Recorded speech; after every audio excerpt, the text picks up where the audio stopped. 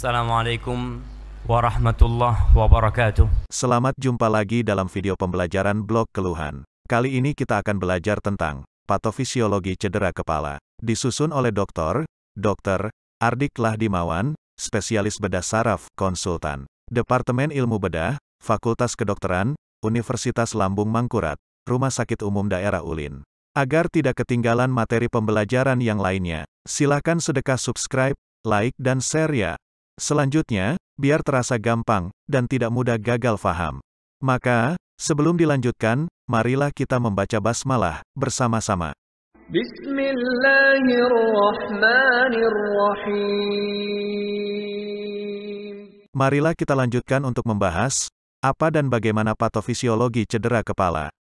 Untuk memahami patofisiologi cedera kepala, maka ada beberapa prinsip yang harus kita fahami terlebih dahulu, yaitu, seperti kita ketahui, bahwa kranium adalah rongga tertutup yang berisi parenkim otak, darah arteri, darah vena dan cairan cerebrospinal atau liquor. Apa yang terjadi bila ada penambahan volume, yang menyebabkan efek massa? Maka, akan berlaku doktrin Monro-Kelly. Prinsip doktrin Monro-Kelly. 1. Karena rongga intrakranial rigid atau tetap, maka setiap penambahan volume, misalnya EDH, akan meningkatkan tekanan intrakranial. 2. Terdapat mekanisme kompensasi, yaitu dengan cara mengeluarkan LCS, mekanismenya dengan cara meningkatkan aliran LCS ke villi subarachnoid, kemudian mengeluarkan darah vena, mekanismenya dengan cara menambah aliran venus retun ke vena jugularis, dan mengeluarkan darah arteri, mekanismenya dengan cara mengurangi aliran darah ke otak alias menurunkan cerebral blood flow. 3. Bila tidak ada lagi yang bisa dikeluarkan, maka prosesnya menjadi dekompensasi, sehingga TIK akan melonjak tinggi, dan menyebabkan herniasi. Tekanan intrakranial. Tekanan normalnya adalah 7-15 mm Hg. Bila naik menjadi 20-25 mm Hg, tandanya telah terjadi hipertensi intrakranial. Bila lebih dari 40 mm Hg, maka sudah terjadi krisis TIK yang dapat mengancam kematian.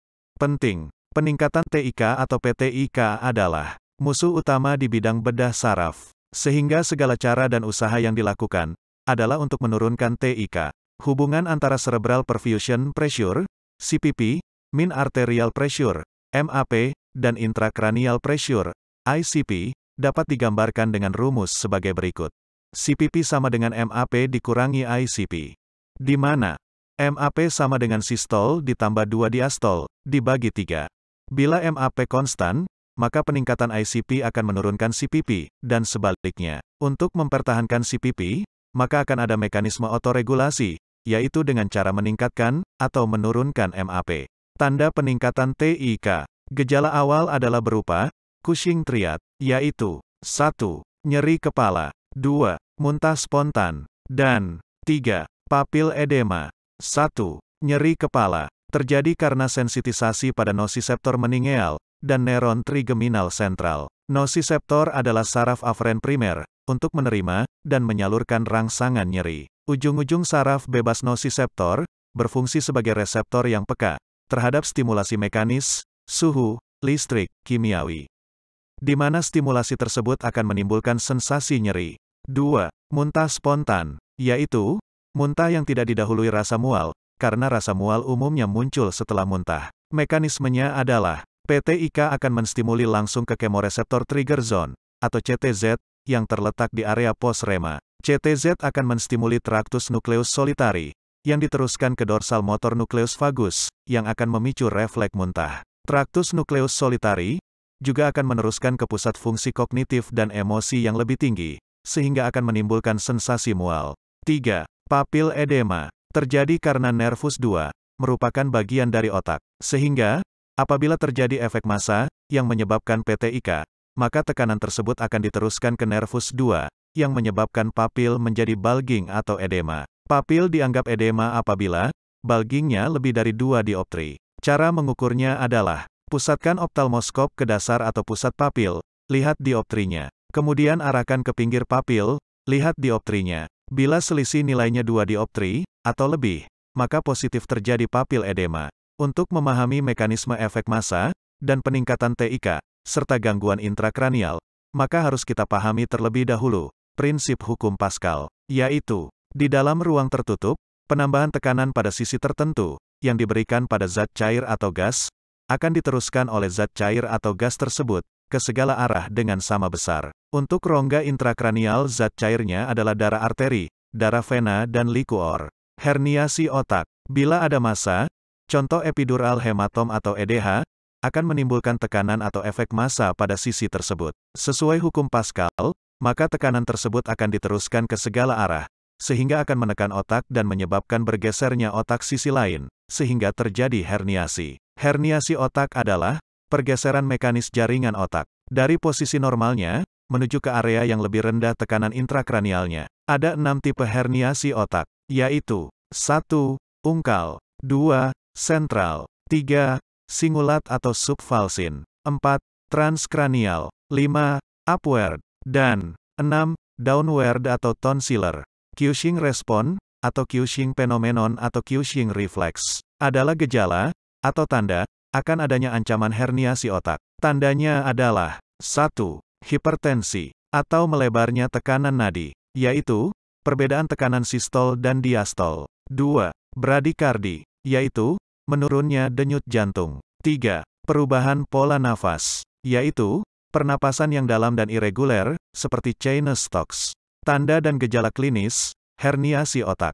Herniasi, yang memberikan tanda dan gejala klinis, yang klasik atau khas, adalah herniasi ungkal. Definisinya adalah, ungkus lobus temporalis, dan hipokampus, bergeser ke medial, ke arah tepi tentorium dan batang otak. Lihat panah merah. Herniasi otak, akan memberikan gambaran klinis sebagai berikut. 1. GCS, ditandai dengan penurunan kesadaran. Terjadi karena penekanan pada mesencephalon, tempat lewatnya serabut transversal reticularis yang terlibat dalam pengaturan kesadaran. 2. Pupil, memberikan gambaran anisokor, yaitu dilatasi pupil ipsilateral dengan refleks cahaya negatif.